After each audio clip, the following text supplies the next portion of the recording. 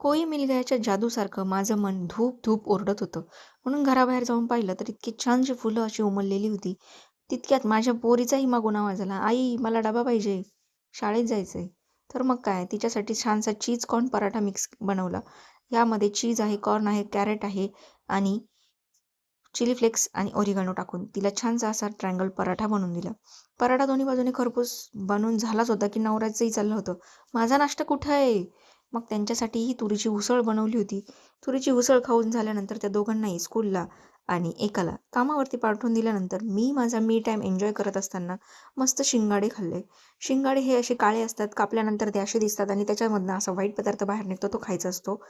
त्यानंतर माझं दुपारी एक छानसं पार्सल रिसीव्ह झालं होतं. ते पार्सल मी तुम्हाला नेक्स्ट व्हिडिओमध्ये दाखवेल. इयरिंगचा सेट मागवलेला आहे मी आणि हे आईस्क्रीम इरेझर बघून तर खरंच आईस्क्रीम खायची इच्छा होत होती.